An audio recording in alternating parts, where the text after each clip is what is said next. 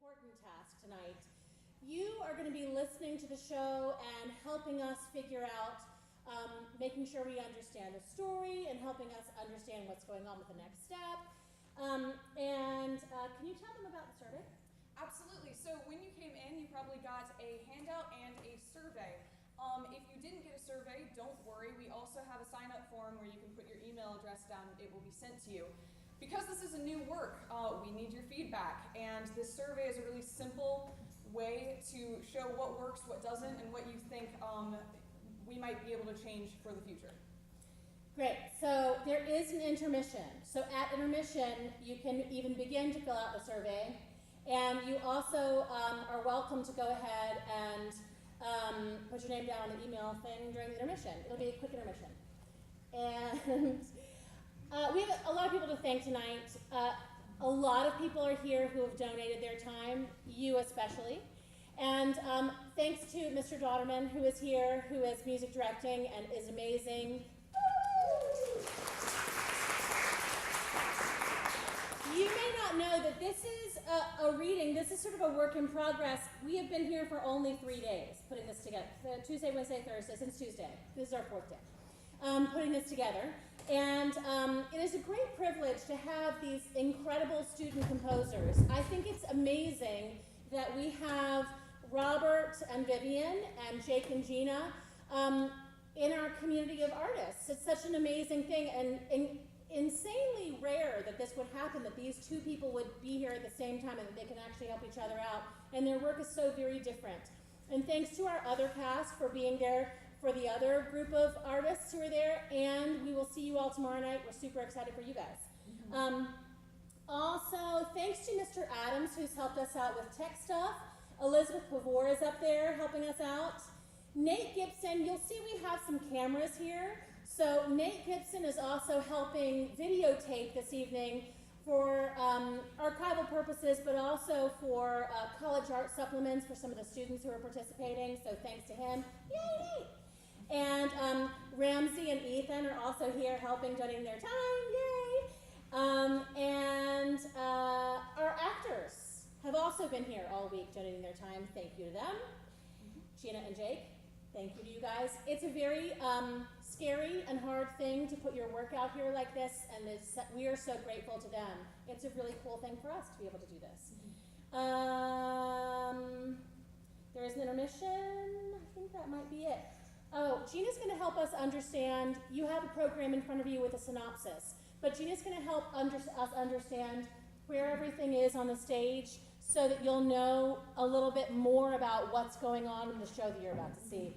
Because since this is a reading, we don't have full sets, we don't have full costumes. The actors will be walking around with scripts. And so you guys are trying to listen very hard to the story, and they're trying to convey the story without the benefit of the other set and theatrical elements that we usually have. Mm-hmm. Yeah. Absolutely. So, the setting of the show in general is a mall. And so think of this as one central area in a mall with an entrance and stores off to the sides. Now, the entrance would be over here. This is where, the sliding doors would be, and anything that takes place outside the entrance will take place off stage. We also have this area back here. Anything that takes place in this area, imagine this as a kitchen area. So this is like propane tanks and burners set up in this side. Anything that takes place in this area will be taking place around a Jeep. Now, yes, there's a Jeep indoors, and that will be addressed in the plot, but anything that takes place around this block is happening around the Jeep. Finally, this is a used bookstore, and that will be addressed in the show as well, but keep in mind this is like one of those old, run-down used bookstores that sometimes appear in malls but have mostly shut down by this point. Everything else takes place in the central area of the mall. Thank you all so much for being here today. Your feedback is invaluable, and I hope you enjoy the show.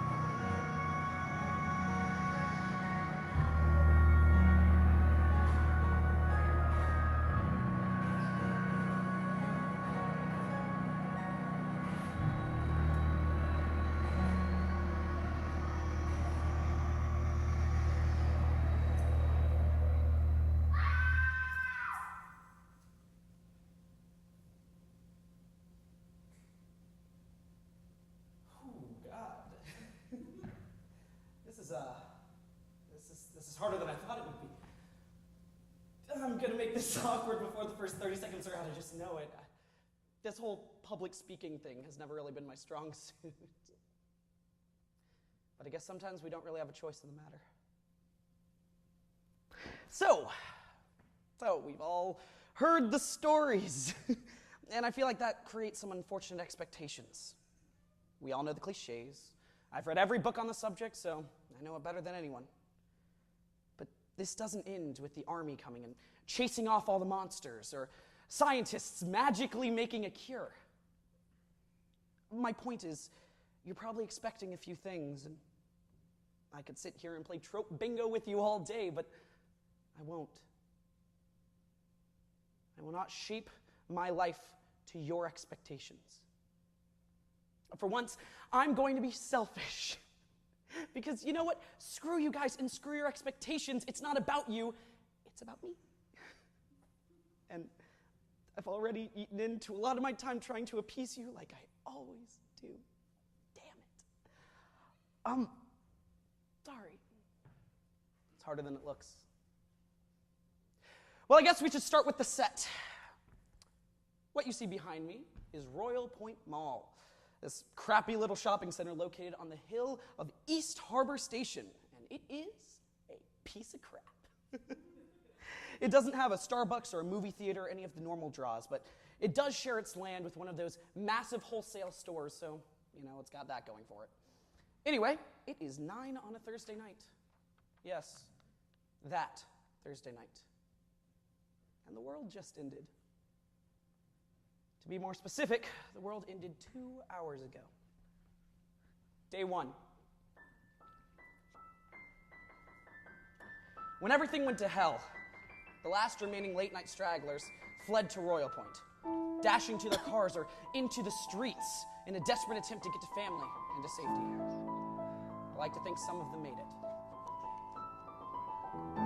Those that didn't have a car or anywhere else to go chose to stay. And in the end, that only left 4 of us, and we waited.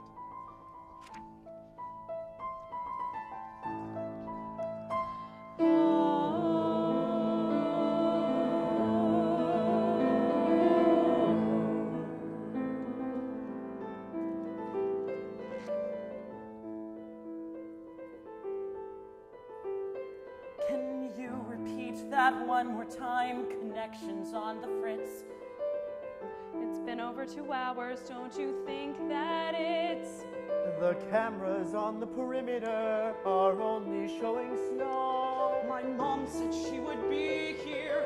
Oh God, where can I go? How much longer do you think? How long do we keep waiting? How much longer do you think? They ditched... They're dead. Please don't say. How much longer do you think? How long do we keep praying? How much longer? How much longer? I tell you he's not coming. They took the car and ran. They left us here to rot. Why couldn't they stick to the plan? What do you mean? Talk more slowly. What's going on? What do you see? I'm stuck here at the mall. No, please stay on the line with me. Let's give it 5 more minutes. The city's been evacuated. Just give it 5 more minutes. They're shooting from the sky. They've opened all highway lanes. They're calling in tanks and planes. Lord, this is all insane. No, you're not gonna die. How much longer do you think? How long do we keep waiting? How much longer do you think? Does anyone have a plan B? How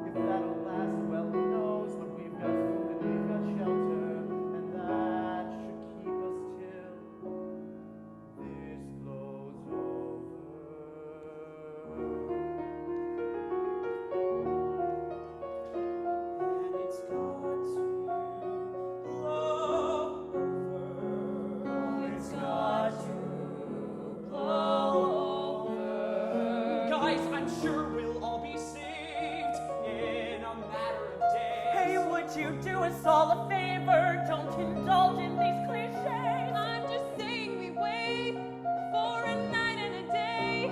By then all of this crap will be blown over. And it's got to blow over. Oh, it's got to blow over. They made it back. Go to the door. Okay. Close the gate! What? Close the damn gate! Holy crap! Leave them out there. There's no way she's going to get close to the door. Lower the gate! We can't let them in! I am Lower the gate! for your Give me a conscience!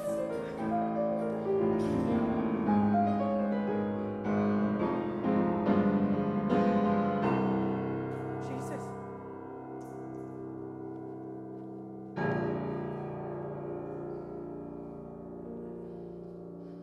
We're staying.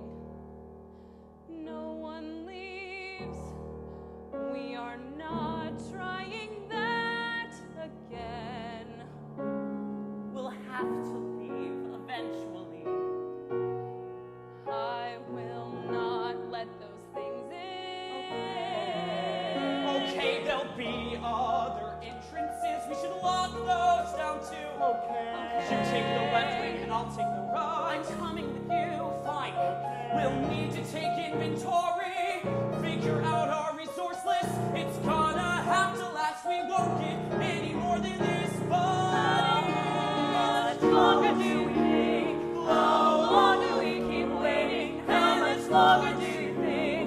Oh God, why me? How much longer do you think? How long do we keep praying? How much longer? Longer? How much longer? Longer? How long till it's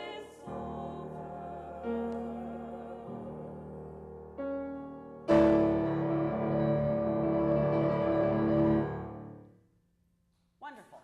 That's just excellent.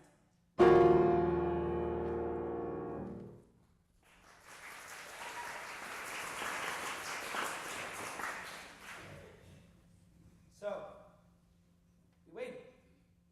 A night and a day, like Ellanie said. And then 2 nights and 2 days. And then we were just stalling. Actually, stalling's really the right word for it. Like a wrestling call. Little bit of trivia. Did you know that there's this concept in wrestling where you can get called and penalized for not trying hard enough?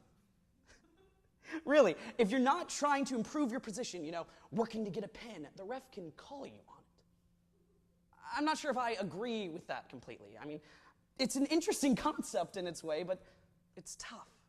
Sometimes it's hard to tell how hard people are working just by looking at them. It's not always easy to see. I only wrestled for a year back in middle school. Most of the year I trained for baseball, after all, because before all this, it was kind of my life. And there was soccer in the fall, and it just ended up being too much.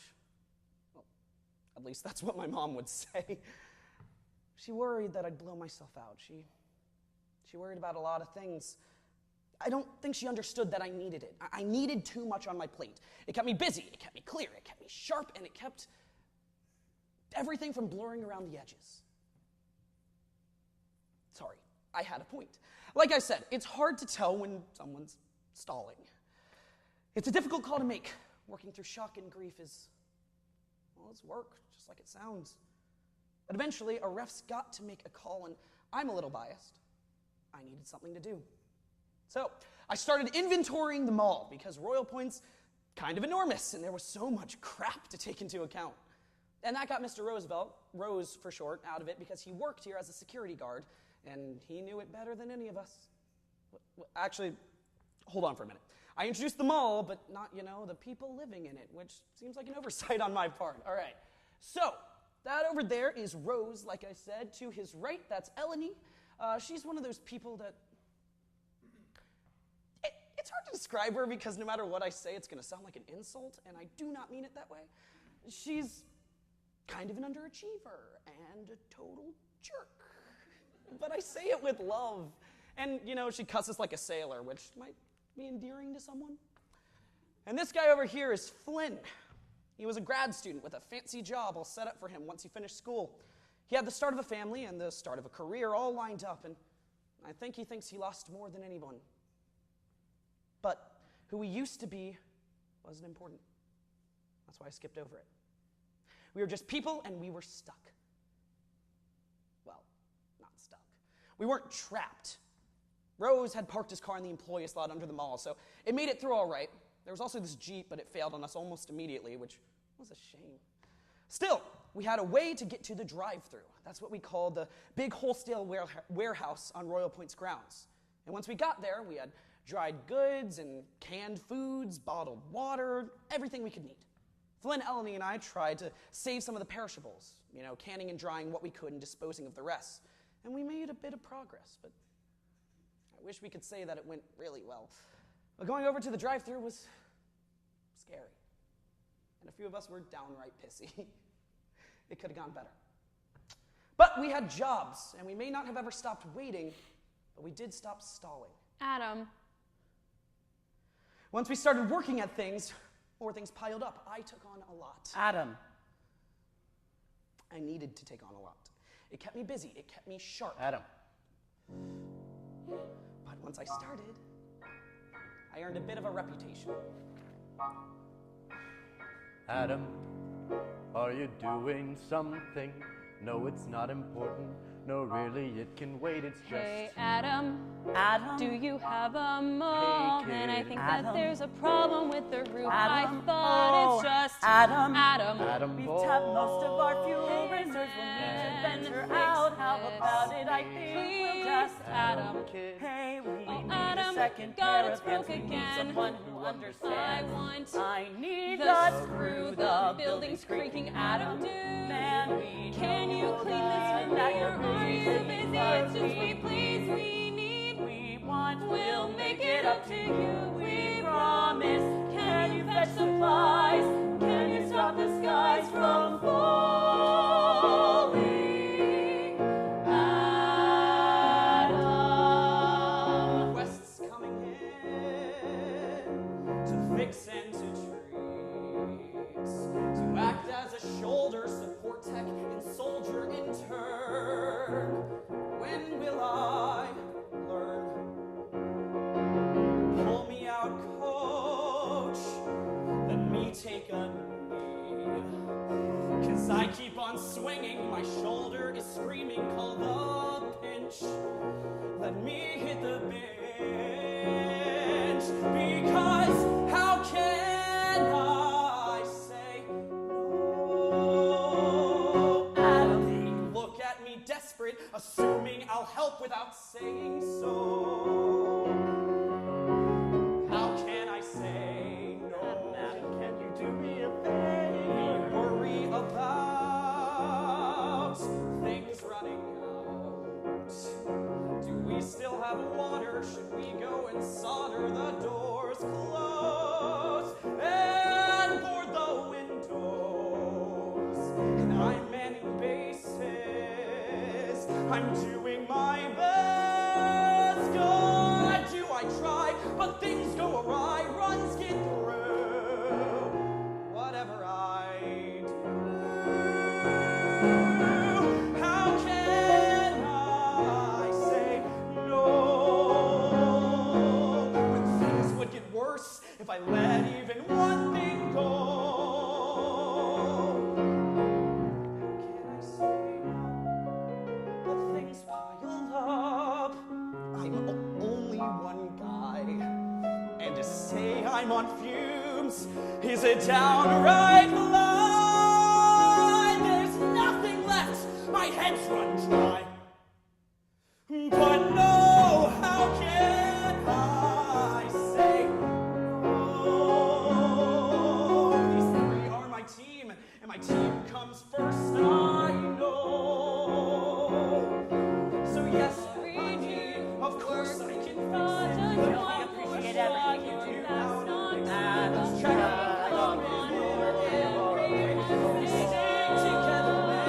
holding together.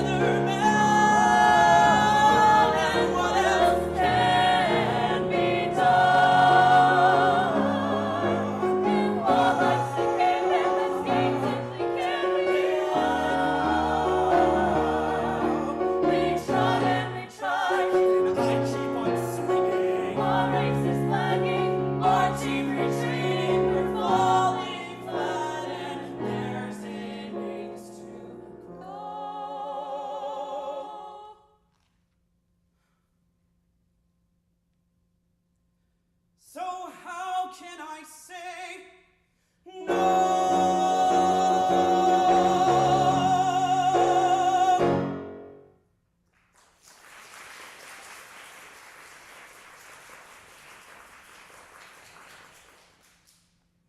Day 24. And maybe an herb garden up on the roof.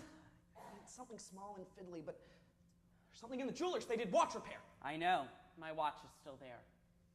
What? My watch is still at the jeweler's. It's probably in the back somewhere. Oh, is that why you were here that night? Dead battery. I stopped by to grab a sandwich downstairs and figured I'd kill two birds with one stone. If I hadn't waited, I probably would have made it home. Oh. Do you want me to get it for you? What good would a dead watch do me?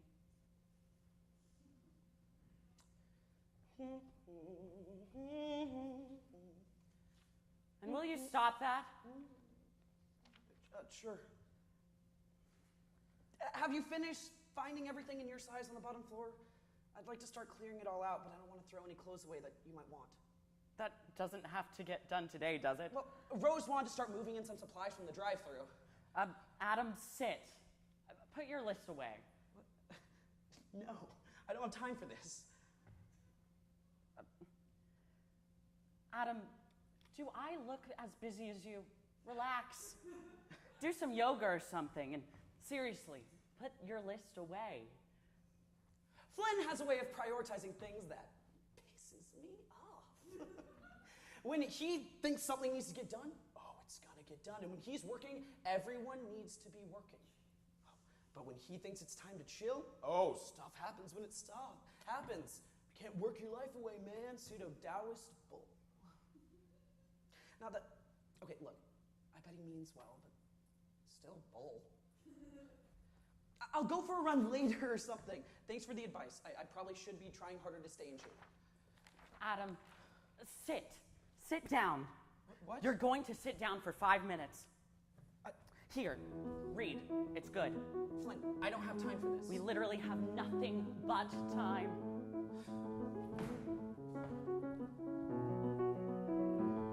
Adam, we've got time. Too much time.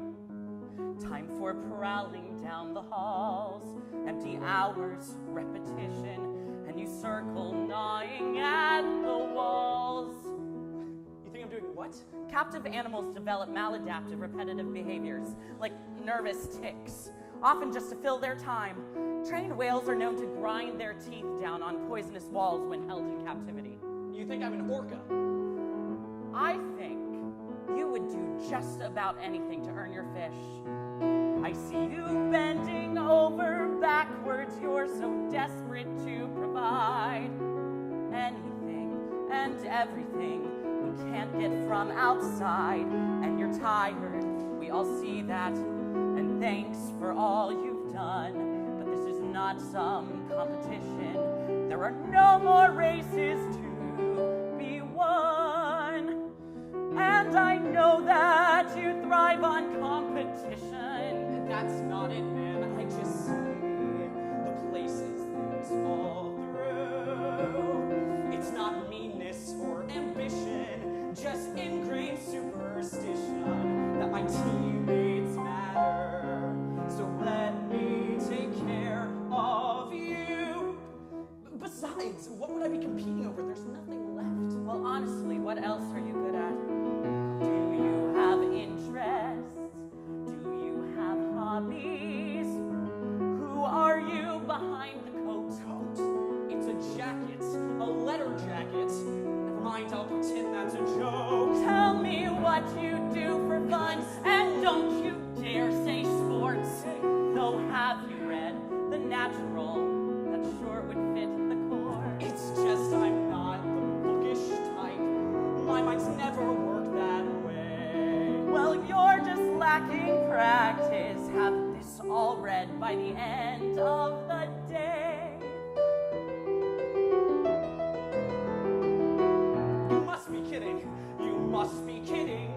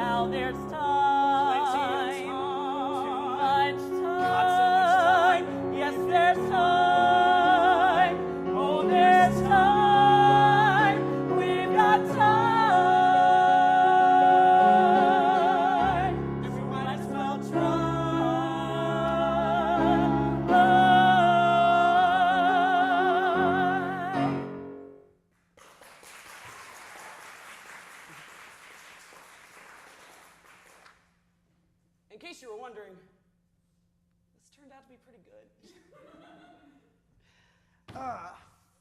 Flynn has pretty good taste. Even it's very different from my own. He likes historical fiction and books full of essays. Flynn reads to learn. And okay, don't laugh. I like young adult fiction and little romance novellas, because then I don't think I have to think. I can just accept it for what it is. But like, this difference in literary opinion did not fly with Flynn. He couldn't just be happy. He convinced me to start reading. He now had to educate me or something. He pretty much started policing everyone's friggin' book choices. So, instead of opting for confrontation, because confrontation is hard, and confrontation with Flynn is simply a bad life decision, occasionally, Rose and I would sneak into the bookstore when Flynn wasn't around and take what we wanted. Day 23.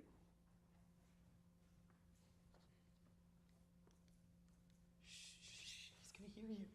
I bet the boy's on the whole other side of the building. I swear he has this place bugged, Roosevelt. He's gonna know. Like a damn dragon guarding its trove. I feel like he'd honestly appreciate that comparison. It's not really an insult. Yeah, the coast is clear. Okay. So you know your way around his Dewey Decimal System, right? I don't think he actually has it organized by any system, like... Just a joke, kid. Okay. Well, regardless, it follows his own personal logic. Death and grieving, life science, metaphysical science. Jesus. I used to love old bookstores. Take a look at this one. It's called Sharks. With an exclamation point, not sharks. Sharks. Sharks! Damn sharks. Oh, wow. This thing's actually really old. It's from the 40s. Looks like it's in good condition. Yeah, Jesus. You look at these pictures? You know, it's almost sad in a way. This author has clearly never seen a shark before. It's like a dream of fictitious sharks. Exclamation point. Fictitious sharks. Fictitious sharks! Oh, wow. Adam, you look at this. What is it? Oh, my God. Wow. You like comics? The best of my life. This is... So in the late 90s, I was working at this office building downtown, right? Still security, so no change there. Mm-hmm. And it was right near a university, so I decided to make a deal with myself that I'd take one class every semester, so long as I was working at the office. That's cool. The first class was a seminar on comics. That's really cool. It was cool. Ah, man, I wish I could take a class on comics. Well, this is a questionable place to start. I've never heard of Animal Man. It's got a mixed history. There was a run back in the day that I found trippy and pretentious, but, my professor was wild about it. It's this meta stuff, comic critiquing comics that you're about. It's been a while since I've read this thing. So why is it important to you? Well, it's not. The class we covered this in got me back into reading comics, and that changed my life, Adam. I didn't only work as a guard my whole life, Did you make comics? God, no. Can't draw, can't write, can't draft. I tried, though. I tried it all. I could act, though, at least a little bit. So I got a gig working kids' parties and stuff for characters, as an entertainer for hire. No, don't you act like you're judging me. It's hard work, but it's good work. It's my favorite job I've ever had. Who did you play? Batman. Damn it all, I love Batman. I'm sorry. What is your problem? Nothing. You've definitely got the voice and the stature. And I get it. I see it. So? Nothing. That's amazing. Look at me. I'm grinning like an idiot. Wow, that made me smile. I can't stop. Batman? He's so boring. He's so solitary. Solitary? That's not even true. He's got Robin. Not in He's the got lots of Robins. cartoons. I don't even know what you're referring to. Kid doesn't like Batman. What's this world coming to? Good. They've got Mouse 1 and 2. Roosevelt? Roosevelt, Yeah. if you enjoyed entertaining, why did you work in security? Probably the same reason I like Batman. Hey, I forgot to say, Flynn and I stole those big pillows of yours. What? I know where they are. I'll get them back for you. Don't worry. Okay, thanks, kid.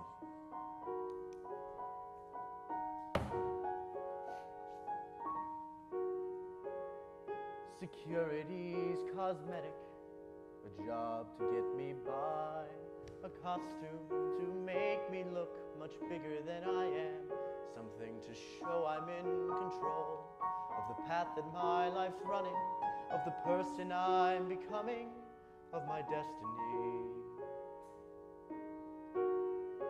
But I was a part-time hero, told to bring to life costume characters from comic books and the movies, playing hero for the children. Don the cape each weekend night, side by my sidekick I would fight. And there's something about a uniform, a costume to play this part, 'cause I know when someone sees it, it isn't me they see. They see a history of others, people strong and brave and smarter than I'll ever be.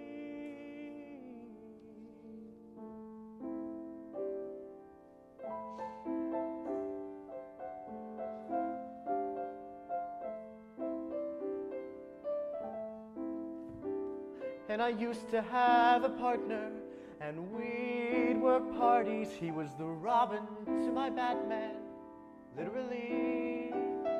He only worked there for 2 years. He was a cheeky little brat, pulling pranks, calling me Bats. And he was a son to me. And now he's probably gone. His hair cut short as mine runs long. A costume's only good as its wearer. And now it's just me and the children, with the whole world as our villain. And I can't let their backs be the bearer. So I put on the uniform, the costume for this part. And I hope that when they see it, it isn't me they see. Instead they see somebody who is strong and brave and smart. And I just pray the mask I wear hides my identity. I'll be the hero they deserve and the one they need.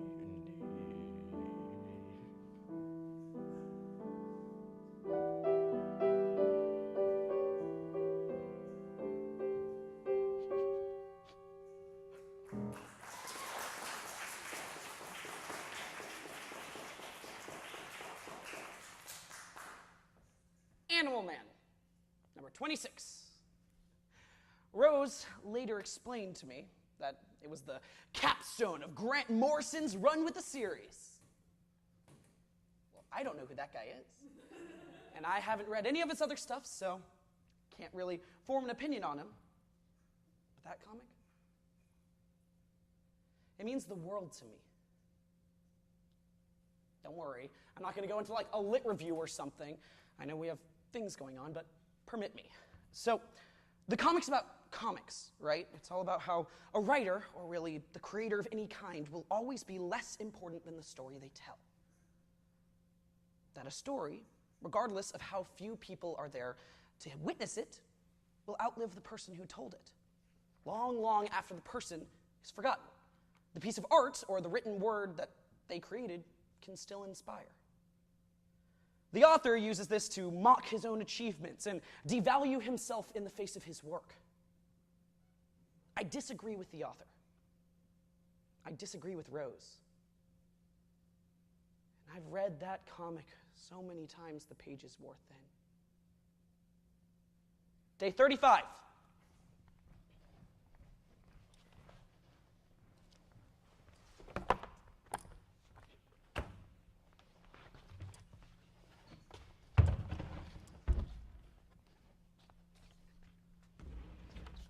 Thanks, Rose. Happy to help.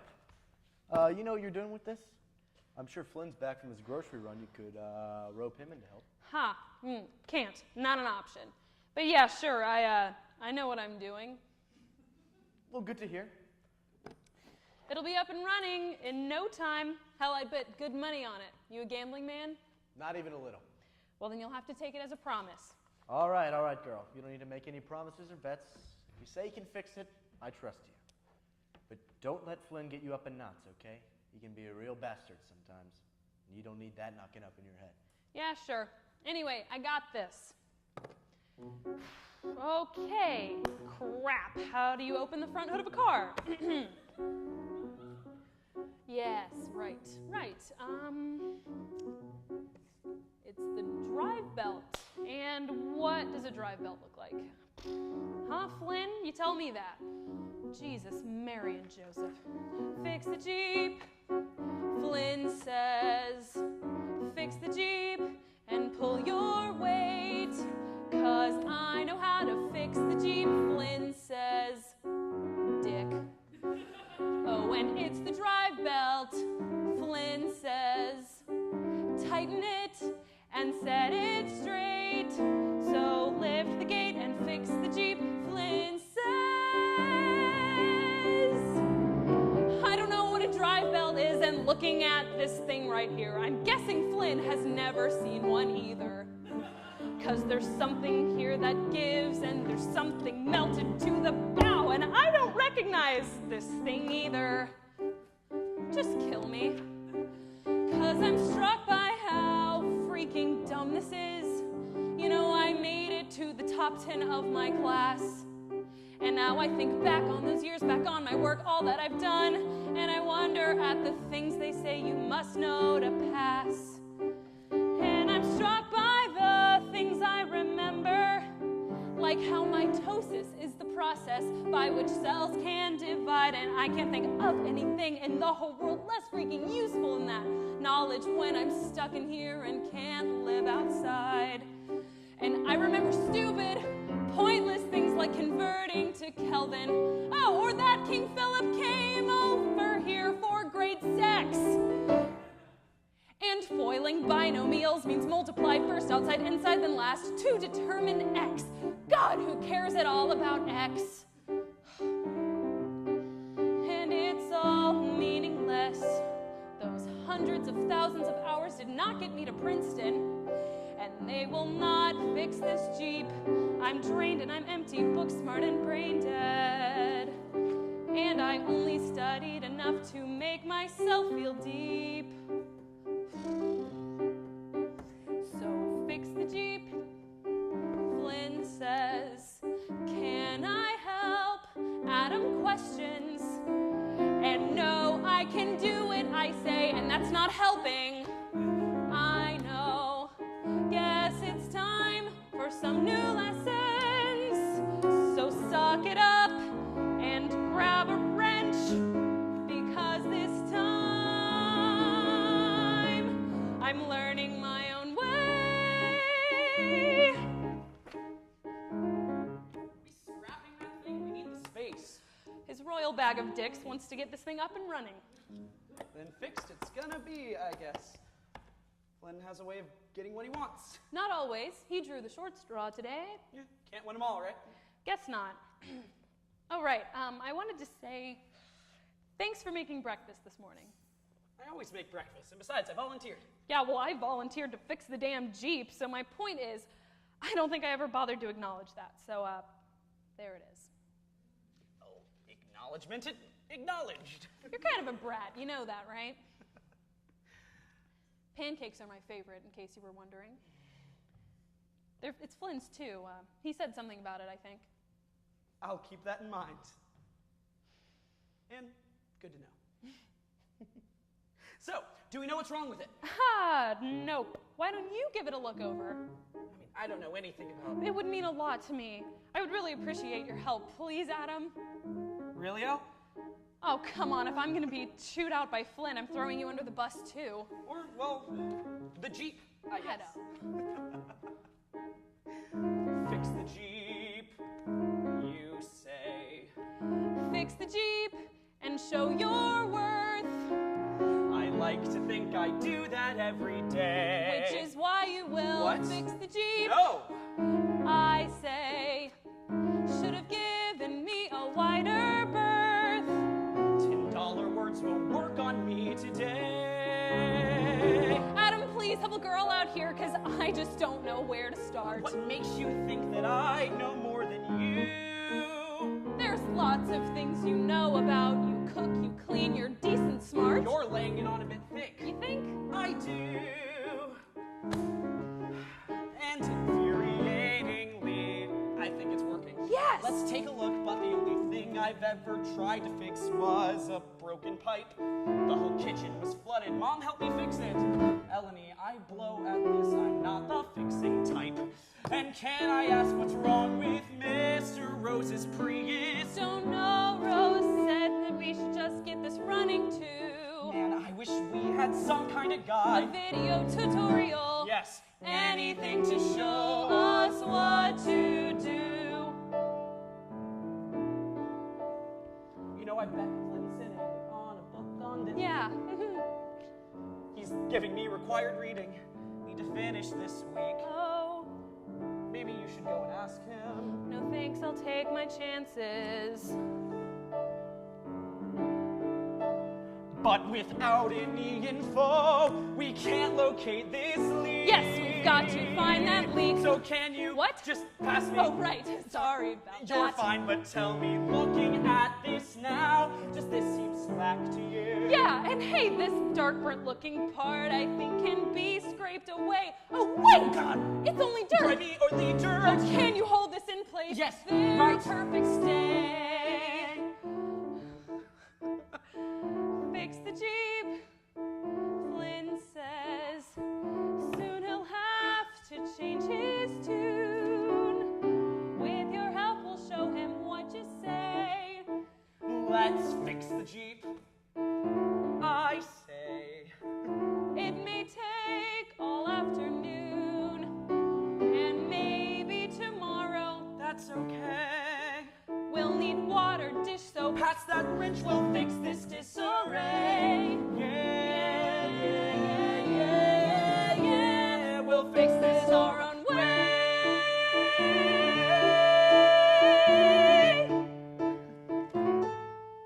And it probably would have taken a day or two to fix it under normal circumstances.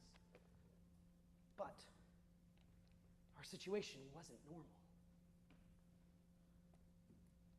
Any sort of peace, any sort of contentment that we felt, it was temporary. We were reminded of that when... Did Flynn pull that car in here? What are you talking about? We're supposed to park at the curb. Flynn knows that. If he didn't park here, then he's not back yet. How long has it been? He left after breakfast, then I cleaned up, did laundry. We have to go check on him. Kid. We have to go check on him. It's done, Adam. He's dead. If he's not back yet, then he's not coming back. Well, that's not acceptable. How are we supposed to get to him, huh? He's got the car, you useless. He knows. Can you not do this just for once? I did know. Flynn had gone for supplies. Stupid stuff. The stuff you want to live but don't need to survive. The stuff you start thinking is important when you let your guard down. As I mentioned before, we kept most of our food locked up at the drive-thru, and once or twice a week, one of us would drive over there and fetch supplies. It was all pretty routine at this point. Flynn should have been back. It was only a mile away, but that was enough. We knew without a doubt or hesitation that something had gone wrong. You would be amazed what people are capable of when there are no other options.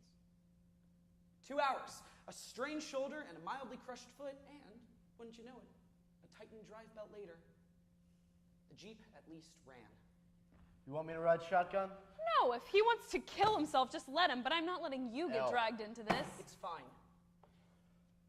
Here. You know how to use this? Maybe from movies, I guess. That'll have to be good enough. Go get him.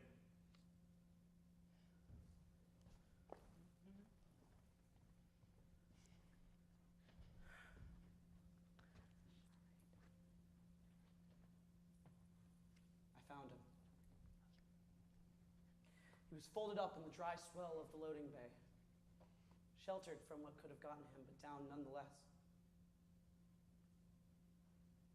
His head was bleeding. His leg was bent wrong and floppy. He was breathing. We brought him home and, did what we could.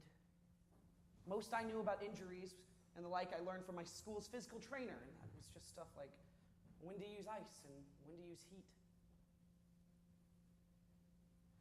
I remember thinking it was my fault. I didn't know why. I stayed with him as he fought for consciousness, going out and in and out again. I thought about dying. Day 37.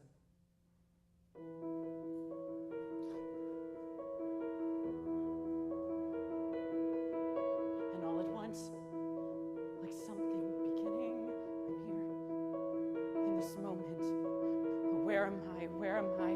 Oh God, oh mercy, what's wrong? Something's wrong and it hurts. God, what hurts? And oh Lord, the room's spinning. Oh, right. I remember running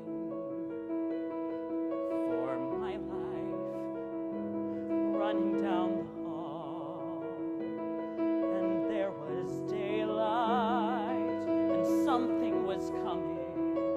Oh, right, first the ledge, then the fall, and all at once, like lead in my bloodstream, like slow rising bile, the truth sinking in. If I'd just been out later, if only if things had been different, think what could have been.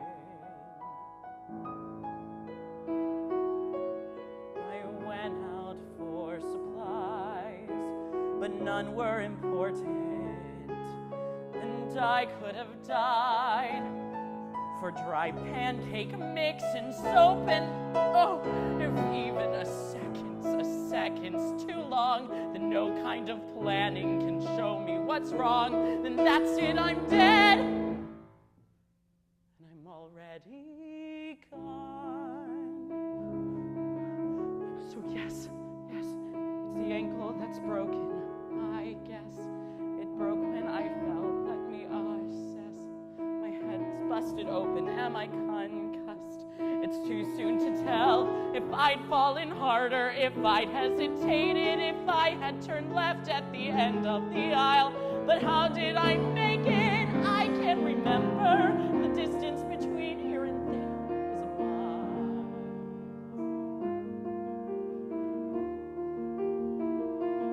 And alright, I was on the ground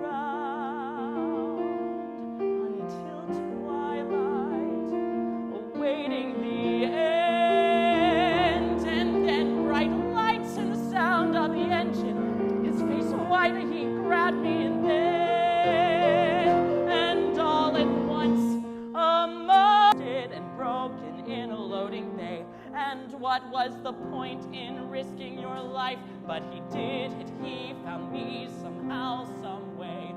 This offers perspective on how ineffective remaining subjective can be. I did not anticipate how I would precipitate, or how irritating this would all be.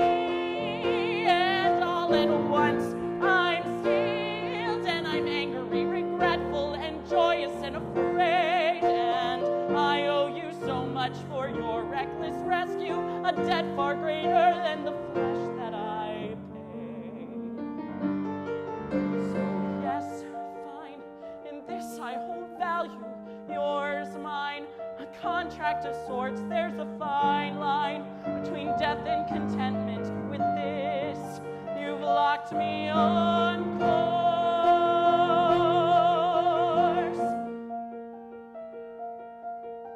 So thank you. I have my life, and that's more than I had. and I'm grateful, and I'm shaken, and I'm weary, and alive. I'm alive. I'm alive. Holy crap, I'm alive. Thanks to you, I'm alive. Thank God I'm alive.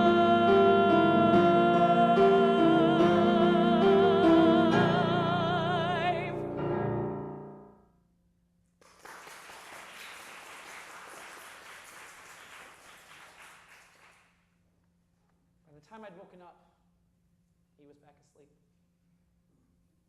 But I still knew something had changed. He was smiling. I knew he was going to get better. And he did, but not quickly. Maybe if one of us had been a doctor, he would have been able to bounce back the way you're supposed to, but as it was, Flynn healed slower than I knew possible. He was still weak and kind of sick the next time he woke up. Hey. Hey to you too. Relax. I've had a rough couple of days. Yeah, I gathered. Aren't you going to ask me what day it is, assess my mental state and all that? Crap, right. What day is it? Like I could possibly know. Go on, who am I? What's my name? Jesus, Flynn, I get it, you're fine. No, everything hurts. I'm sorry. Do you have any questions? No, I can pretty much piece the whole thing together, thanks. Oh. Which is why I can say with no reservations that you saved my life. You would have done the same for me. No, I wouldn't have. So, we're stuck in here. This is it. That's only just now occurring to you? You know what's odd? Yeah. It's only now just occurring to me. You know, on that first day, how I was on the phone through it all. It was my boyfriend on that call, and I think he died at the end. I blamed the connection, refused to call back and check, because knowing felt like a noose around my neck, and it felt better to pretend. It's his fault I'm here in the first place, picking up his godforsaken watch. I should have been at his place on the other side of town, watching Netflix with the cat and maybe a glass of scotch, and I'd be dead now. I'd be dead if that had been so. And it makes me sick, and it makes me glad. I know.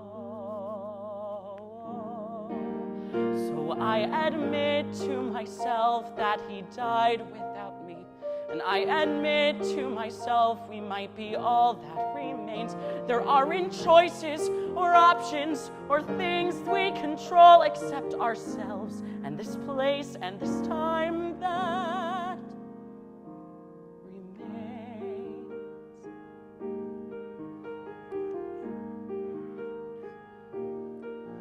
And I'm sorry for being a jerk. It's all I know how to do. But I'm in for the long haul this time, and I owe that chance to you. I don't know what to say. What?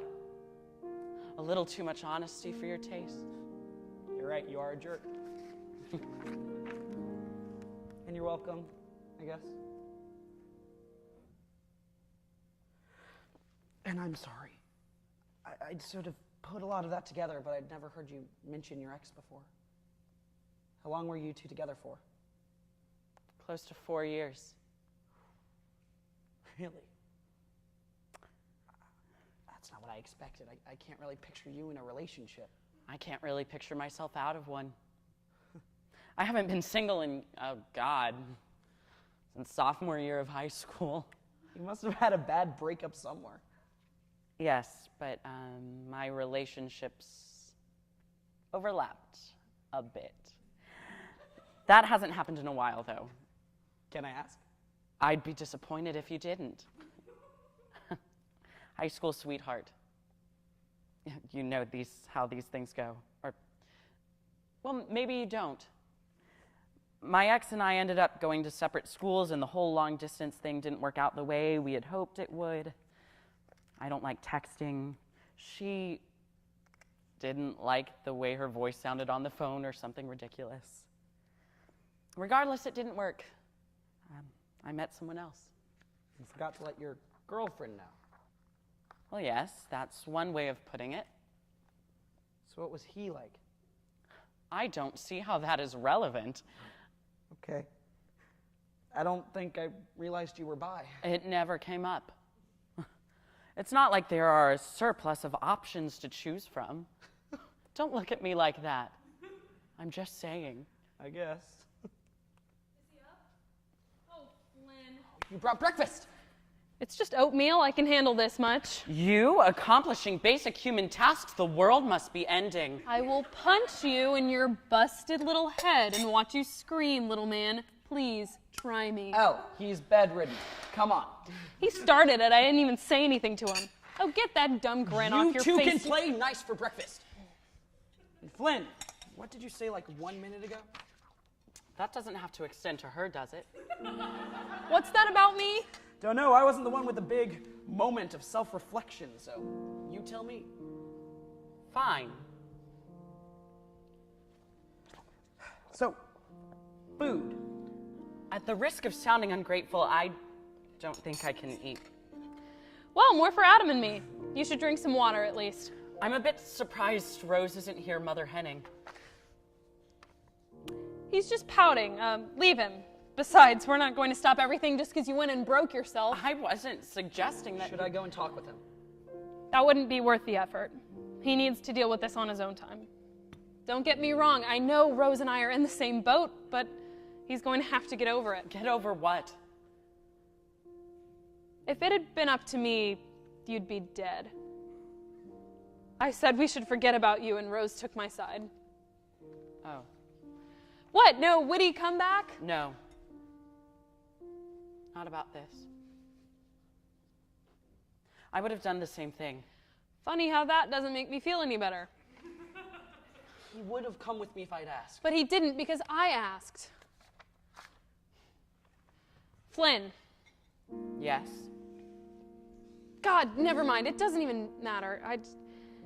It's just it wasn't you. I wasn't saying we should leave you because it was you we were leaving. I don't even know what I'm saying. It's just, I was scared. I was really freaking scared. I didn't want to lose you too, Adam. You know why I'm here in the first place.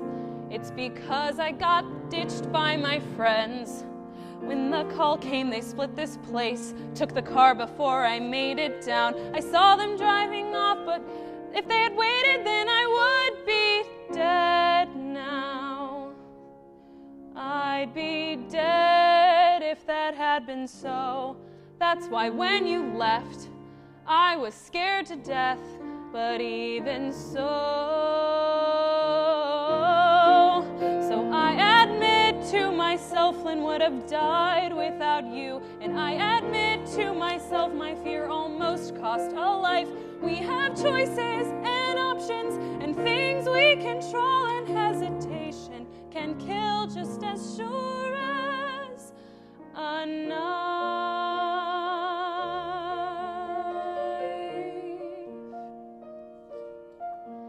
And I'm sorry for my complaining. It's all I know how to do. But I'm in for the long haul this time, and I owe that chance.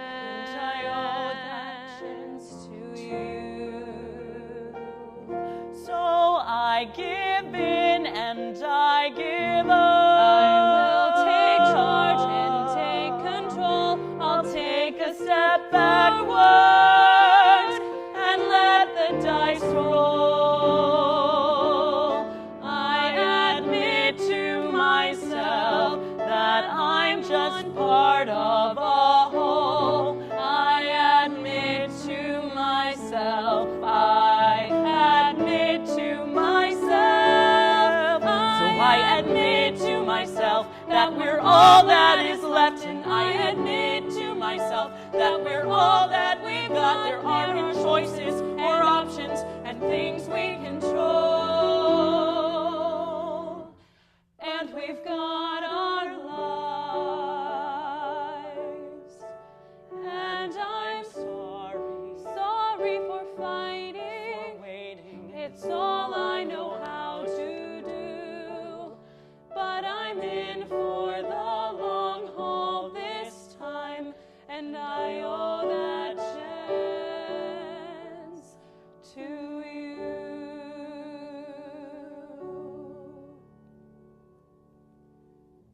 Day 39 of 109.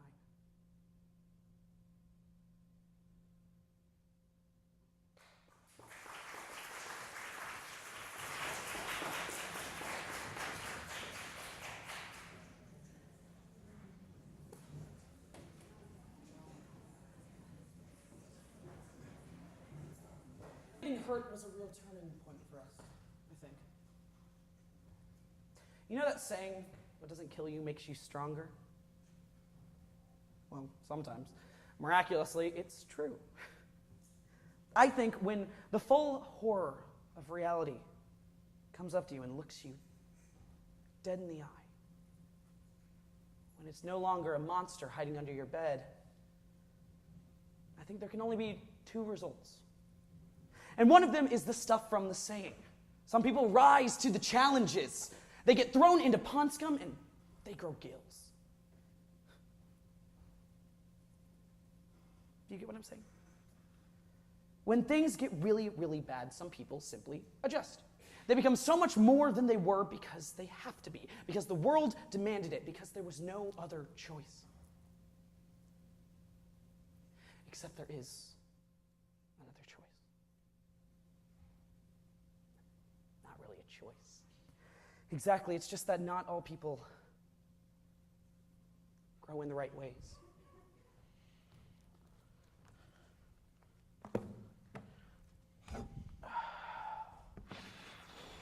Skipping your workout? I was waiting for you. You haven't shown up for the past couple of days, so I went on without you. I took a run earlier this morning.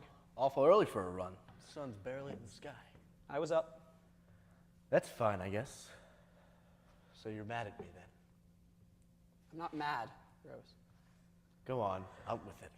You want to claim that you Seriously, know anything there's about nothing it. to be... Kid like you, impulsive, Rose. reckless boy. You want to be I'm not mad at me. mad. Then what? It's just... I thought... Ellanie said that we should just give you some time. What makes her think I need to be left alone? Don't you? No, I do not. Okay. Well, are you okay then? Why didn't you listen to Ellanie? There's so much that could have gone wrong. We could have lost you both. But we didn't. It should have been me that went. But you decided not to. Don't you go twisting. You're the one that's trying to change what happened. You could have come along, but you didn't. My decisions had nothing to do with it. You shouldn't have gone at all. It's my responsibility to look out for you. Says who? Me. What? Are you supposed to protect us? A kid I've like been you? doing it so far. Well, it's unnecessary. Nobody asked you. Nobody asked you. You came to me. You asked me for everything, but what? Now that doesn't suit your ego, you're going to take it back? So you would have left us alone? Me and Ellanie alone to fend for ourselves because you had to be the hero? You think that's right? Yes, somebody had to. Well, don't. Stop trying. We don't need it.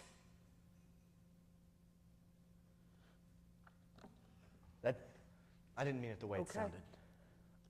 Lord, that came out all wrong, I swear. You just can't be both, kid. You can't be the person everyone relies on and the person that charges into danger at the same time. Why? Because that doesn't leave room for you? No, I don't deserve that. You can't keep doing what you're doing. I know you don't see that.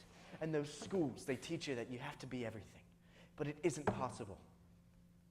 We expected too much of you.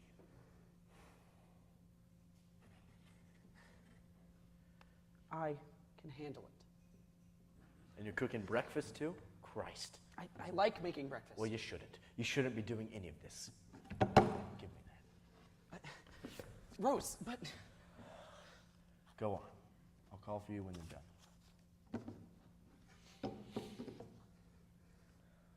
I lost that battle by inches. Rose cut in on all sides, gathering up anything he thought I couldn't handle and pulling the weight himself. I couldn't figure out what I'd done wrong, what I'd screwed up so badly that he couldn't see me as anything other than a child. But then I figured out he didn't see me as a child. He didn't see me as anything. I was just collateral damage in him trying to prove himself. And he did a good job. He's a good cook and handy as hell when he puts his mind to it. He had a point to prove, and he proved it. He proved it to me, at least. And life went on.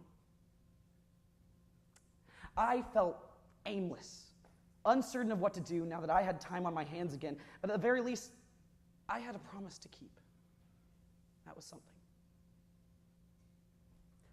See, about 3 weeks after Flynn's fall, there was a fire. Not in the mall, we were fine, but a fire outside. We speculated for days about it, trying to figure out how it started and what it might mean. The thing is, I've been trying to play this down, but we hadn't seen any other people since that first Thursday. We had seen evidence of other people. You could just see barely beyond the highway when you were on the roof. And so during that first week, we saw a couple of stragglers making their way out of the city. And then nothing. I mean, our side of town wasn't the most densely populated place in the world, but we got a radio working because that's what you're supposed to do, right? And for a little while, there were a few channels running. I guess some people were holed up at Hot Waves 94.6. Something like that. They all stopped eventually. After a while, we stopped listening. Probably something's dumb, but it wasn't helping. Anyway, we couldn't figure out what started the fire. Day 50. That's all residential over there. A lot of 3-story apartment buildings and townhouses. Oh, my friend lived on a street over there. Yeah? He had this dog. Good story? Nah, just dumb dog. I believe there's a gas station near there. Right off the exit ramp. Mm-hmm. Maybe a spark got caught on the wind somewhere. Caught the leftover gas on the ground. Or maybe there's someone down there that's been smoking to mentally avoid the horrors of the apocalypse. Wouldn't that be ironic? Isn't that not what irony means? I would have expected that from Flynn. Actually, that is what irony means, which in turn is ironic, I suppose. You know, I hope the smoker's okay. Yes, although they're being downright irresponsible.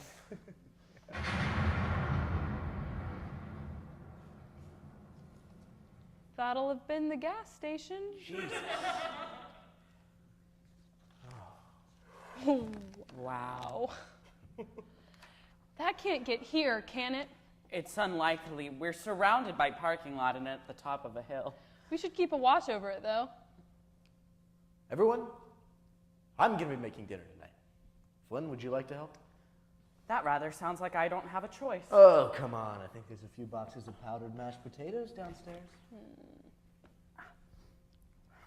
Thanks. It's kind of beautiful in a way. Oh, that's a bit dark for me. I find it cleansing. Not in a weird way, I hope. Like in a spiritual way?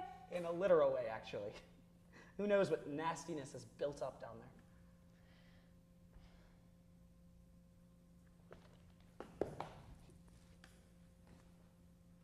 What? Take this. No, that thing is disgusting. Ellanie, please. Why? Never mind. Why, Adam? Actually, I do. What? I do know what's down there, in the street. I went to see if I could find Flynn's car. Remember, he said he parked it over that way? We'd never gone to check on it. You went alone. Don't! You would have done the same thing. No, I wouldn't have. I always make sure someone's with me. Oh, that is Jesus. such crap. We go to the drive-thru alone. Yeah, and look what happened. You think we didn't notice when you left? What? You think we didn't notice when you left? It was the first week and you disappeared all afternoon and some of the evening. Do you think we're stupid? Do you think I'm stupid? This wasn't about me. No, I didn't think you noticed. But I don't think you're stupid, Elle. A lot was going on. I didn't want to worry anyone. Well, you did. Where did you go anyway? Home. To Flynn's house and Rose's. You didn't tell me where you live, so I couldn't check. You went to, make sure. Yeah. Oh, and I guess that means. But I didn't get to your house, so. It doesn't matter. I think I needed to hear that. Adam, I know this is a crappy and super hypocritical thing to ask, but promise me you won't go out again without telling anyone? I mean, please, I'm not asking you to stay here or anything like that, but would you promise to let us know next time? Okay. I don't believe you. Neither do I. Then why say it? Because I want to try. I want to try to keep that promise. Okay. I will too. I promise to keep you in mind next time before I do things. Okay. It's a deal. Well, I'd better go check on them. You never know. And Adam, What? I'm not taking your jacket.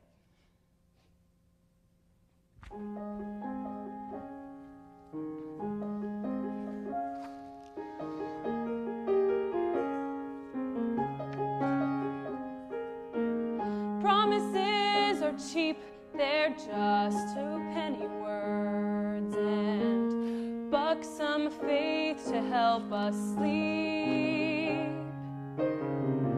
They're a dime a dozen, pull them from the bargain bin. Think it'll keep, but it doesn't, and then you're left with words, just words that sounded good together. You pull them out in stormy weather and claim they make you warm, but they're just words, just words. It'd have been better if you kept them, or at best intercepted them before they got too far.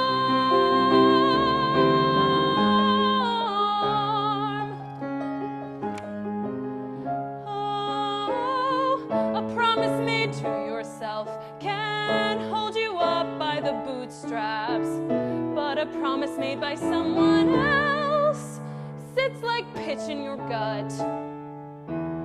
And I have made promises, thinking that this time perhaps I'd prove to those who matter my worth before it's cut, but I never keep my promises. Why do I bother making promises?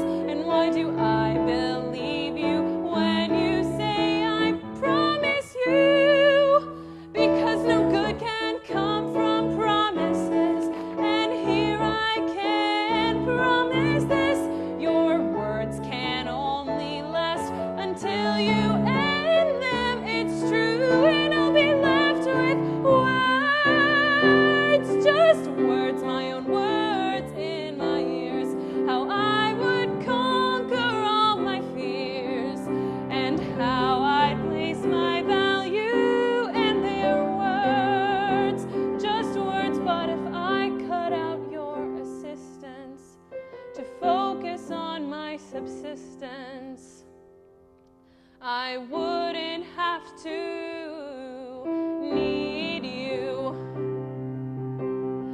Perhaps if I didn't need you to fix what we have broken, to support and to save and to fill the empty spaces. God, if I didn't need you, a new road might open, and I just might want you there, manning my bases. So let's not make promises.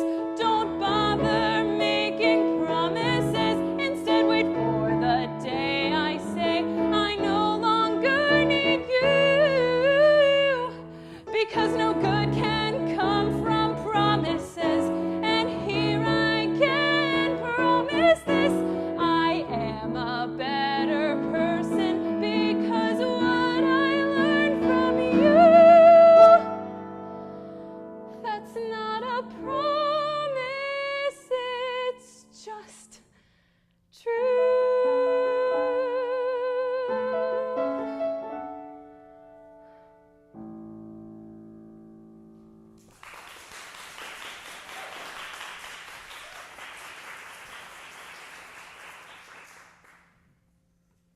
The fire burned for days.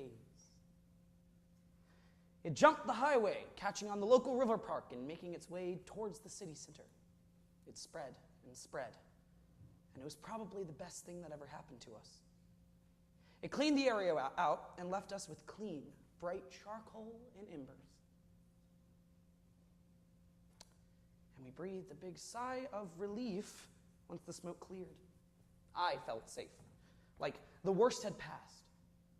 And it's funny, when you aren't confronting your own mortality, really odd, predictable things start to happen. Day 79.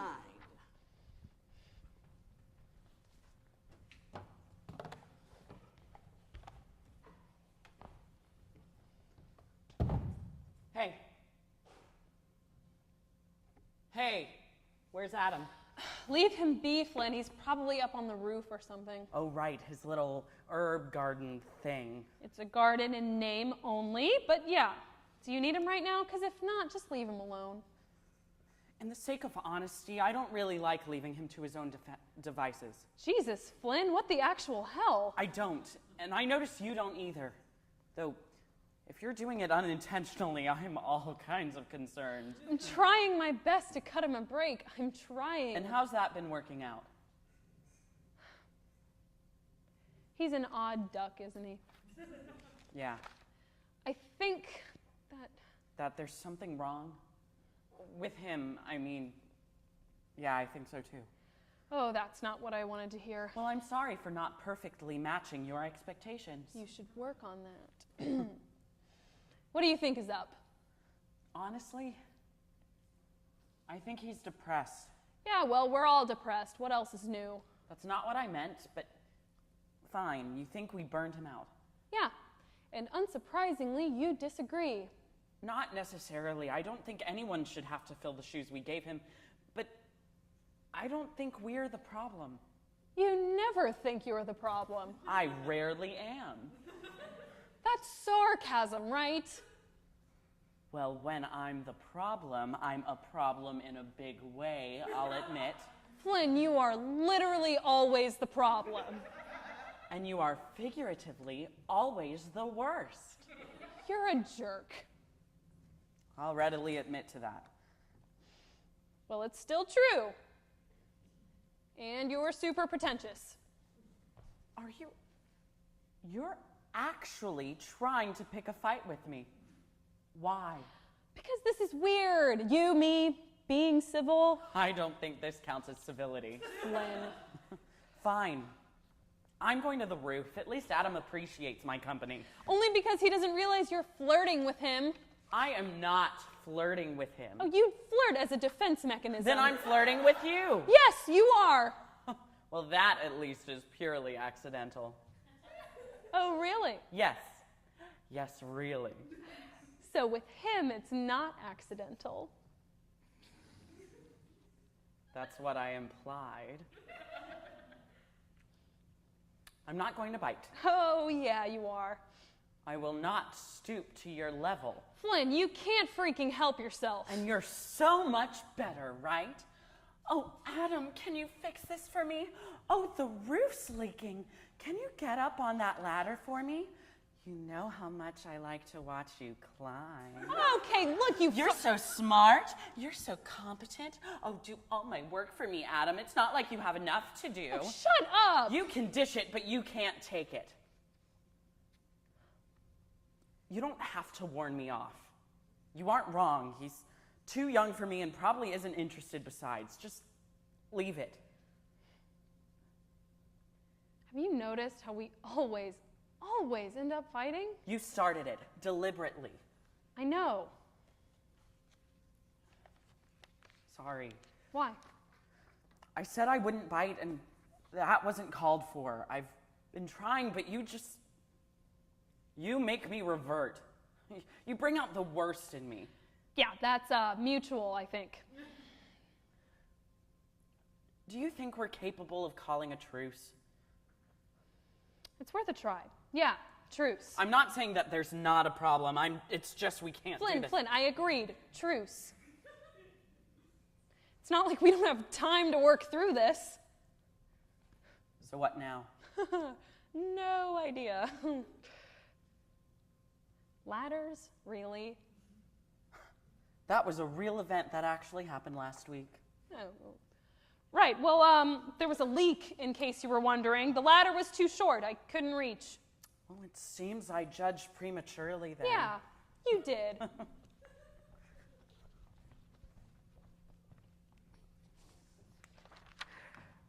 I think Ellanie and Flynn are sort of similar. You know, in a certain light, if you tilt your head and squint. They're both stubborn and intelligent and sharp, and I think they came to realize that. They're better together. Terrible, frustrating, and loud, but better. And I love them. Words can't describe. Maybe I'll find some before this is all over with. Day 108. What were you aiming at? I just wanted to see you run for it. You're looking better, kid. Less like a newborn colt, at least. Well, thanks for that, jackass. What's all that about? Our girl is up to something. Well, yes, I gathered as much. Adam, any idea what this Nope.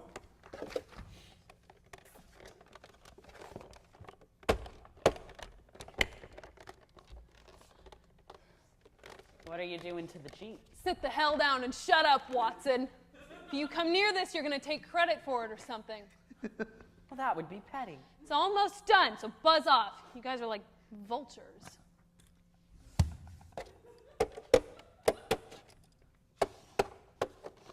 She shoot you down as well? Yep. You could have spared me that. I could have. I thought it'd be funny. Stop that. Ow! The suspense is killing me. Didn't you wreck that car or something? I didn't wreck it. I just drove it when I probably shouldn't have, and it hasn't been working well since. Could be art. It's a work of art. That's what it is. Oh my God. Good Lord. How? My parents used to tailgate, and I remember that they somehow got the game outside using a TV and a satellite dish, but I couldn't remember how they did it. Well, turns out they used the car battery, probably. Won't that hurt the car, though? I cannibalized this battery from the scrap out back. I wouldn't trust it long term or anything, but it starts up the car and powers the TV, so, huh? Huh? This is fantastic. You think so? Yes, truly. How does it work exactly? There's a surge protector and a power converter all hooked up to a battery that's changing decurrents into a currents that all go to run the TV.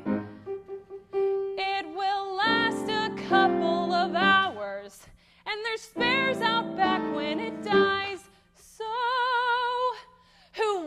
get their asses handed to them. Come on, guys. Come on, guys. Give us something with choices, where simple logic can change the end, where I can be an ass and give the princess sass and still win. Something with foreign places, something that gives us room to explore, with unclimbable towers. That'll take 60 hours. Till we reach the top and still want more, where there's something left to fight for. So what are our options here? Well, there's the whole store upstairs, so I don't know. I brought a cart. Hey, you two pick some games. I'm a bit surprised you aren't a fan. Me? No, I like video games. I'm a monster at Marvel vs. Capcom. I've only ever played one game, actually. What? The Sims. My whole family died, except the dog.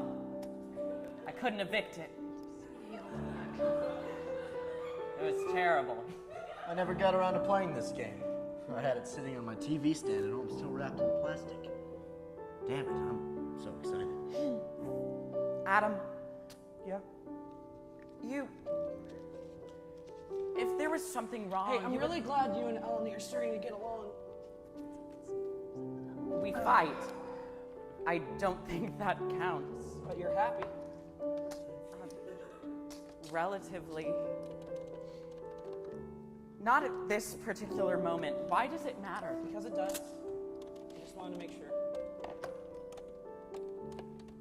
Come on! It looks like they're setting up. Flynn. Yes, I'm happy, and that might be the saddest thing I've ever said. But there it is. I'm glad.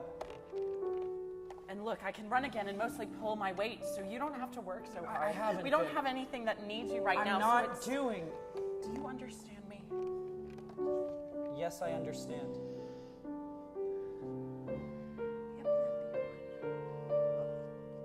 Hey kid, check this out. What is it? This one's got this unsaved file, and it's right before the final boss. It's hard to express in words. Emptiness when there's no loss. Let's do it. Kick her ass. Give her the old one too. Why can't I feel excited for the things I used to do? Give us something with choices. Give me something where I can save the day. Where I can be a hero. Erase it all, start back at 0 level ground till no one's in our way. Give me a happy ending. Give me a chance to try again. With no level cap in a great big never-ending map. Where an ending's just one more chance to begin. Where there's still a chance that we can win. Come on, Adam. Sit down and play. Of course. Okay. A promise is a promise to be kept anyway. So hurry it up. The TV won't last all day.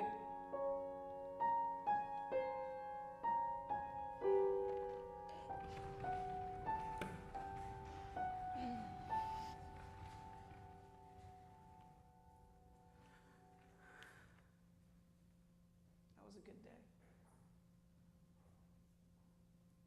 It was probably the last good day.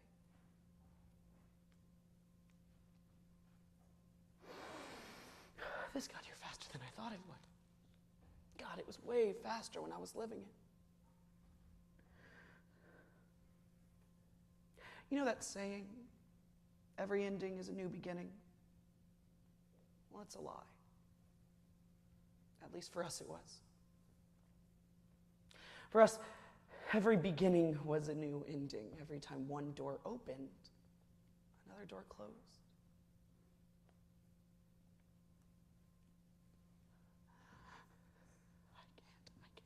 I can't. God, what am I gonna do? We got so far, and I can't stop now. Something happened. And the thing is, we were equipped to handle it. Like, the world kept on in its way. I mean, when the world ended, we kept living, so would I. The point is, the world kept turning, but it did damage. I'm going to skip this part and get back to it. Day 115.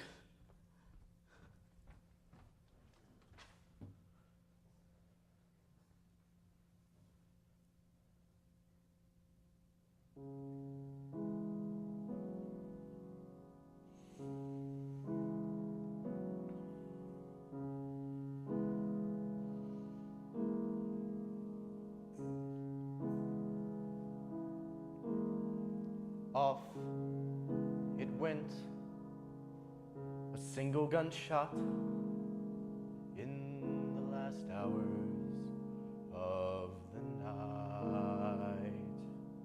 It was surprisingly expected and canonically right, 'cause that's how the story goes, as everybody knows. What happens with Batman and guns? What happened to all Batman's sons? Oh God, what have I done? Because I know good things don't last, but I thought we'd settled, and maybe if we'd just shut up, or maybe if we'd just have meddled, maybe this could have been stopped. But now that the ball's been dropped, all this time I thought I understood what it meant to wear the cape and the hood. But I missed it, and the guilt's like a drink in my hand, and I can't resist it, and I can't understand how we're supposed to persist after losing everything. And now this.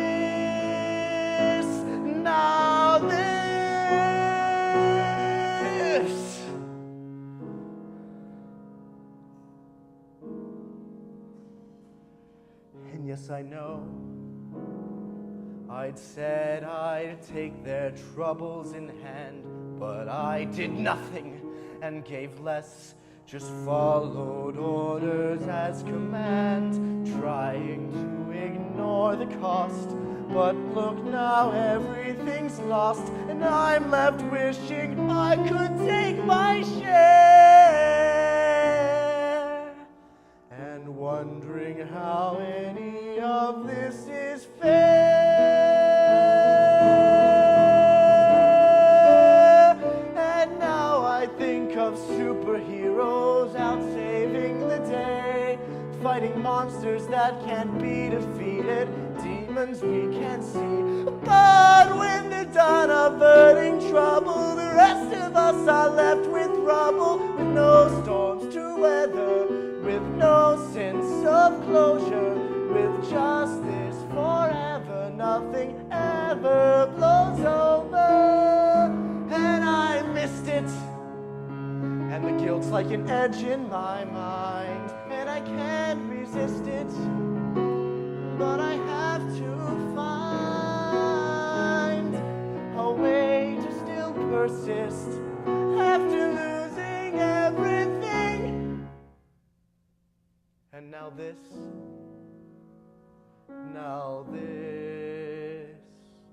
'cause that's how the story goes, as every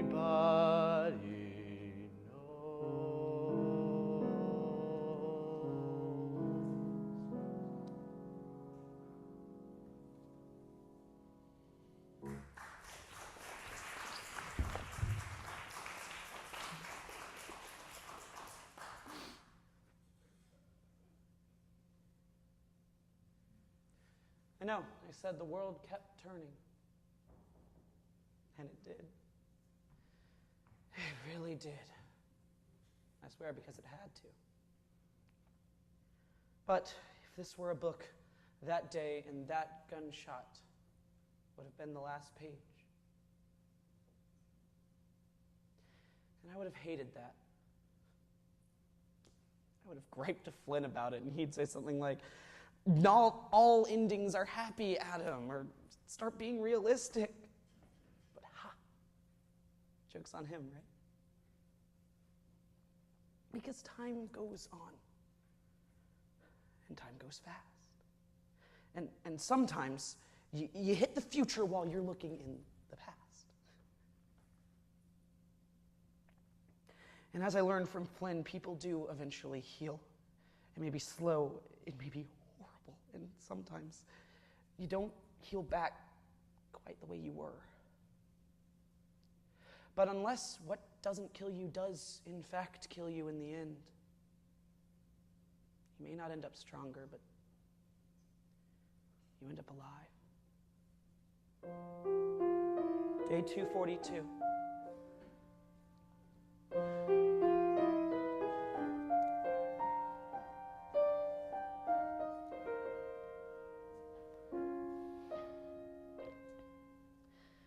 I never knew loving someone could make you feel sick. And not love sick, heart sick, no, nothing that nice. And every time I think of us, it cuts to the quick. And I know why.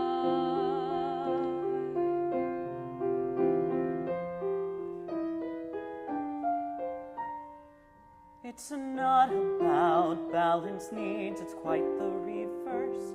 It's what I want and no in-betweens. But despite all of that, it's both blessing and curse.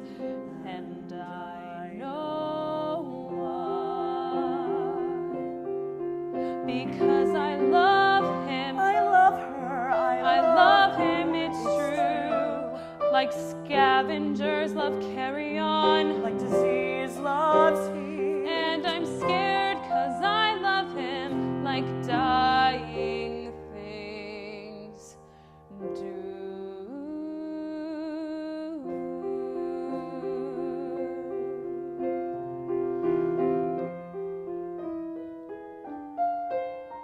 I never knew loving someone could show who you are. And it's my fault, hell, we're both to blame. And all the damage we both did is starting to soar. And I know why. We've got sick roots and cracking foundation. And nothing could be worse than the way this began. When my face is warm, I'm kind and I'm patient in a way I never know. When you hold my hand, because I love her, I love him, I love her, it's true. Like parasites love living hosts, like vines love trees. But no, not quite, because he feels like I do. And even though I'm standing tall, he's not on his knees. And I love him, I love her, I love her, it's true. And I'm happy, and that's so damn new. Like Romeo loves poison, like a pastor loves a sinner, like shade on the horizon, like a starving man at dinner. Somehow, in spite of everything, I think I found a winner. And I love her, I love him, I love him, it's true. I love him like dying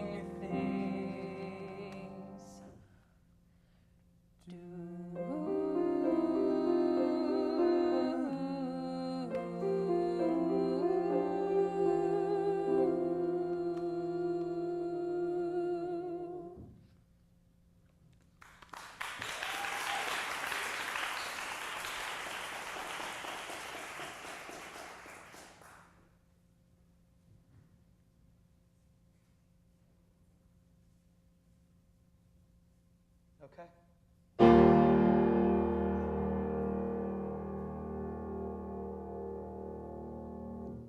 Day 109.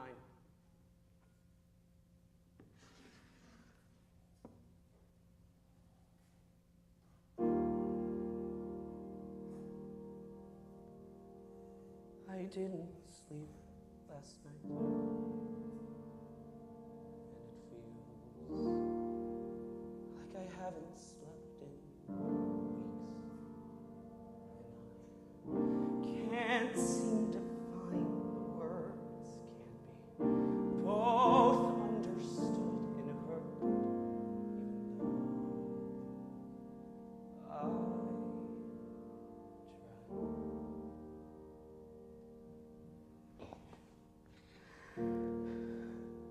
I envy them, I swear. They don't guard their words, they don't pick and choose with care. They are so themselves, blocking everything else out. God, it's not fair.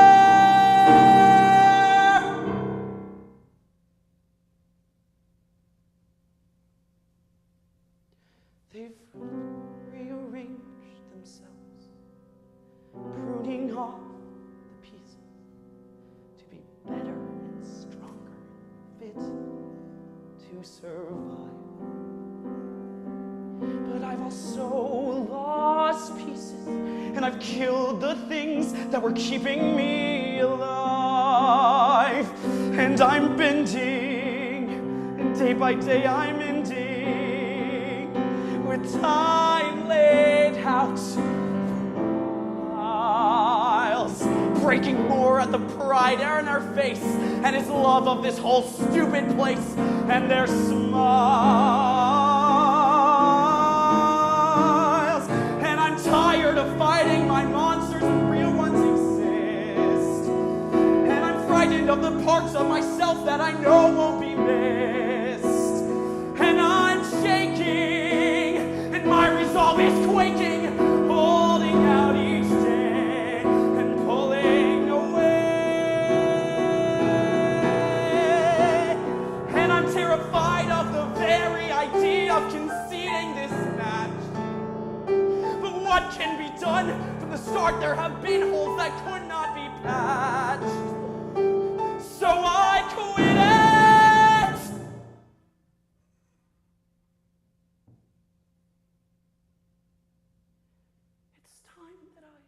Admit it. As the night slowly dies and the dawns rise,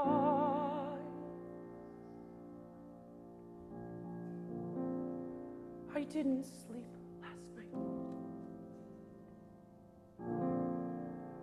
and in the morning light I smile and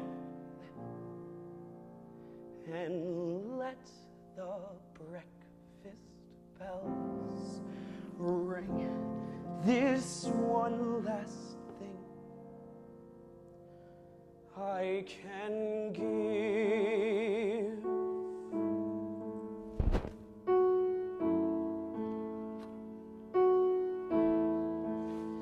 Because I love him, I love her, I love them, it's true. Like sun right at the edge of dusk, like the last warm breeze. And I love him, I love him, I love them, it's true. Like pancakes for breakfast.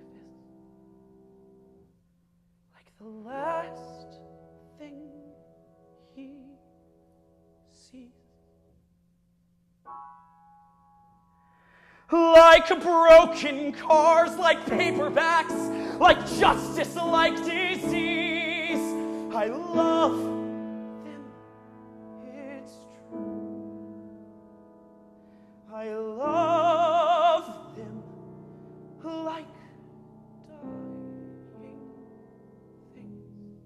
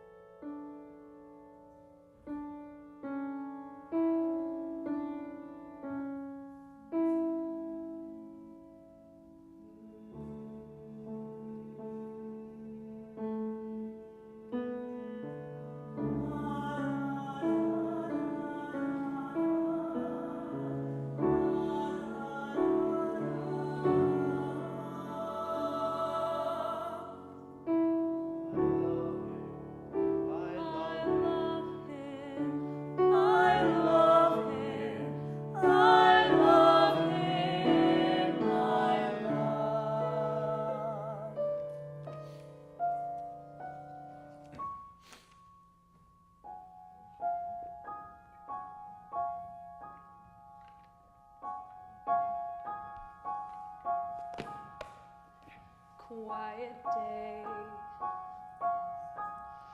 Just pruning back the garden on the roof.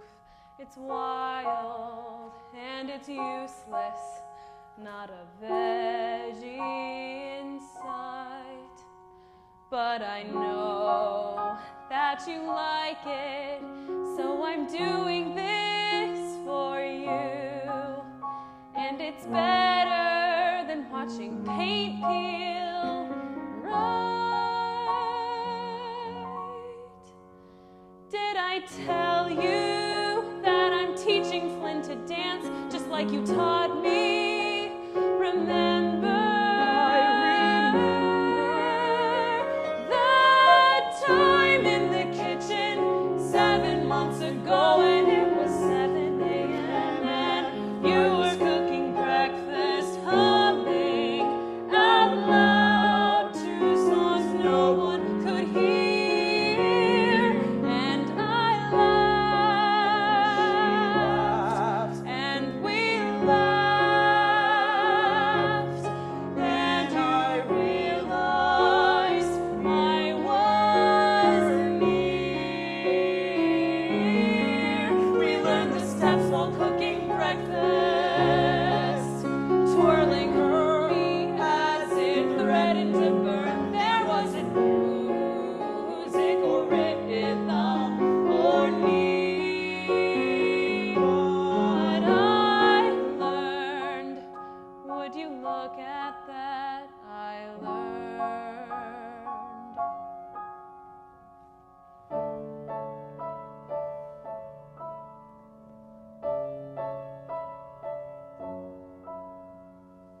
Lots of dust.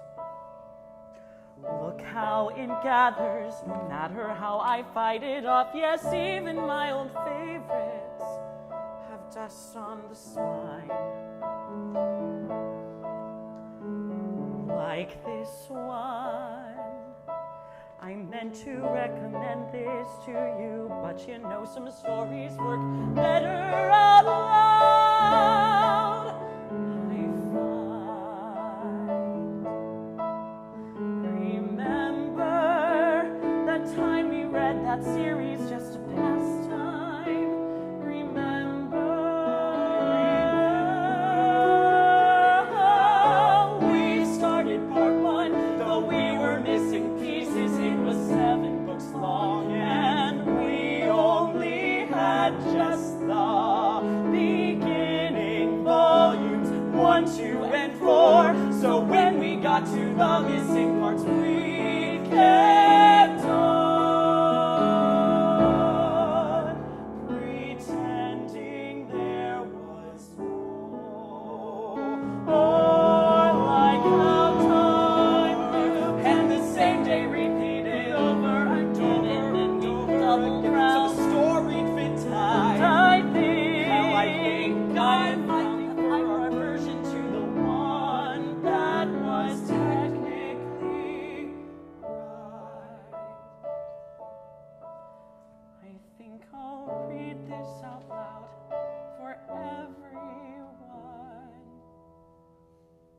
tonight.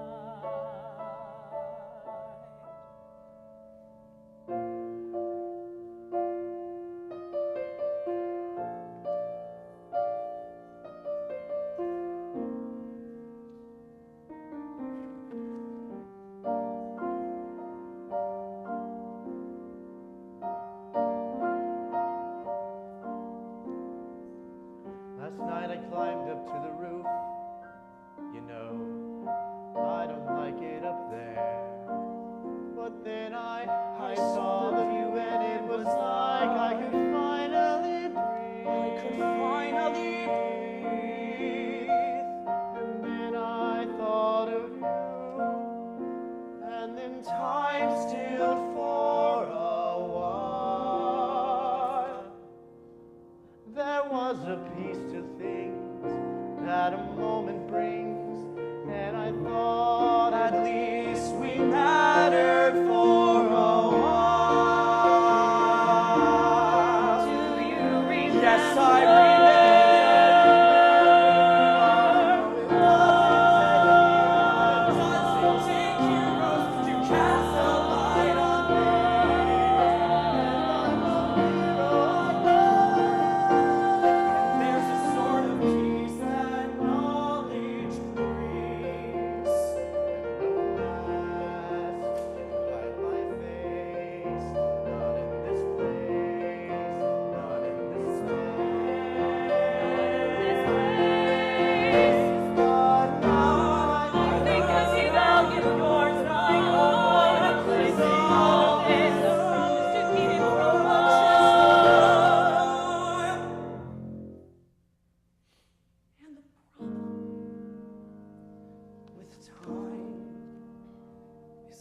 that it goes too fast.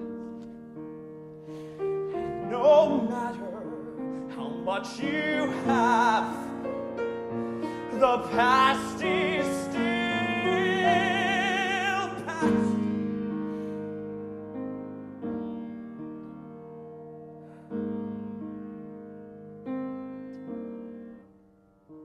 How much longer? How much longer? How much longer? How much longer?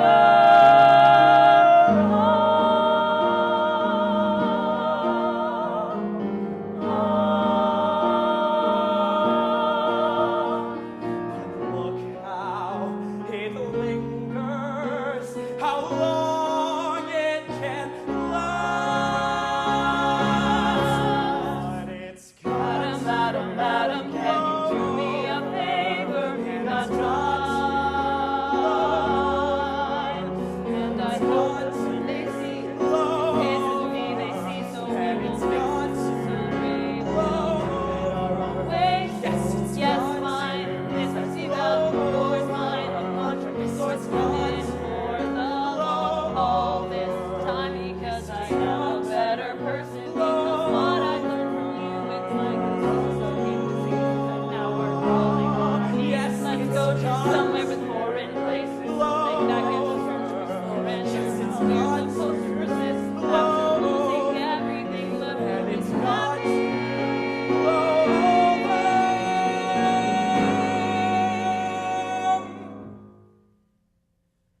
And that's so damn new. Fate taught me to love like dying things.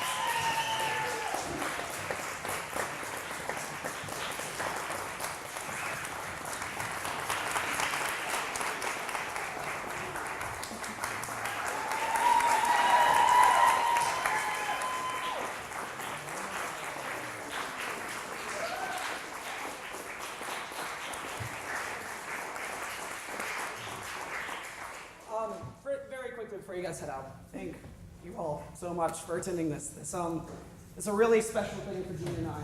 This cast in 4 days have done things that I can't even fathom.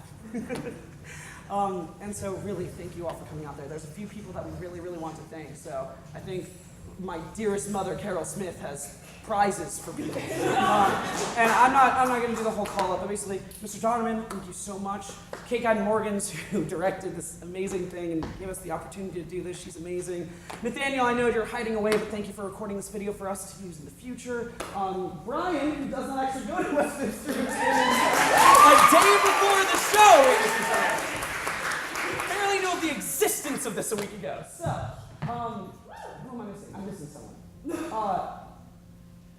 Hey, Erin. Erin, Dramaturge, she's amazing. Come say hi. Hudson Adams, who came and put forth this time. Just, if there's anyone I forgot, I love you all. I swear, really, this has been amazing. Come up to the front to receive prizes, people. But really, thank you all for coming. And